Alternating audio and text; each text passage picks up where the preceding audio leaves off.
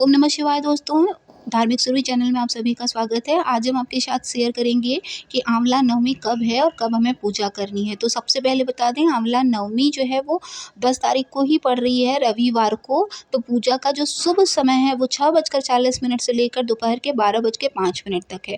तो रविवार पड़ रहा है, इसलिए हम इसमें जलाभिषेक या कुछ ऐसा नहीं करेंगे।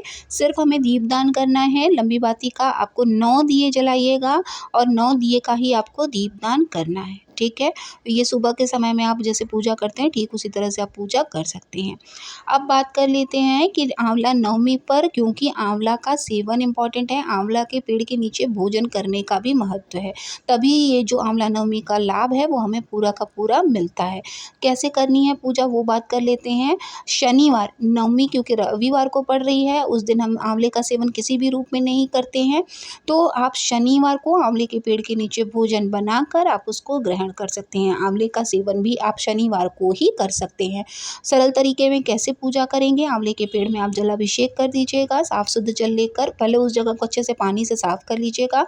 उसके बाद वहाँ जल की जो मूल जड़ है उसमें आप जलाभिषेक कर दीजिएगा। आप चाहें तो गाय का 1 चम्मच कच्चा दूध भी उसमें डाल सकते हैं। अभिषेक करने के बाद हमें टीका लगा देना है, कलावा के वस्त्र पहना देने हैं, या आप चाहें तो पीले वस्त्र भी उन्हें पहना सकते हैं, ठीक है। उसके बाद जो है आपको भोग, अगर आप घर का बना हुआ कुछ लगाना चाहते हैं तो वो भी लगा सकते हैं, या आंवले का आप मीठा भी कुछ बनाकर चढ़ा सकते हैं, चाहे वो मुरब्बा हो या आंवले की बर्फ़ी हो।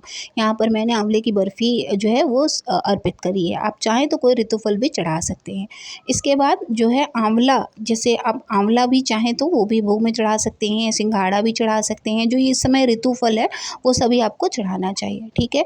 क्योंकि शनिवार को हम पूजा कर रहे हैं तो हम सिर्फ एक लंबी बाती देसी घी में डालकर उसको जो है दीपदान करेंगे। उसके बाद कनक धारा स्त्रोत का भी पाठ कर सकते हैं, या फिर आप चाहें तो सिर्फ श्री हरि की चालीसा पढ़ लीजिएगा, या भगवान विष्णु की आरती भी आप कर सकते हैं। इस तरह से आप जो है पाठ कर लेंगे, या फिर आप मन में ओम नमो भगवते वासुदेवाय नमः का भी जाप लगातार करते रहें।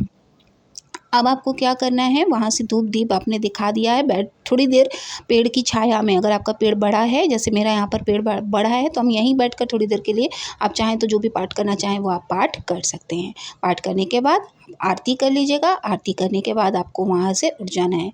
जो प्रसाद है वो आपको घर के पूरे सदस्यों में जो है बांट लेना है।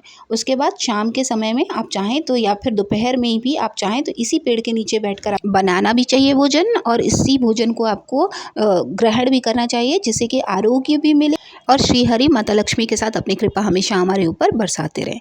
तो बहुत सरल तरीके से हम इस तरह से आंवले के पेड़ की पूजा करेंगे। मिलेंगे नेक्स्ट वीडियो में, तब तक के लिए ओम नमः शिवाय।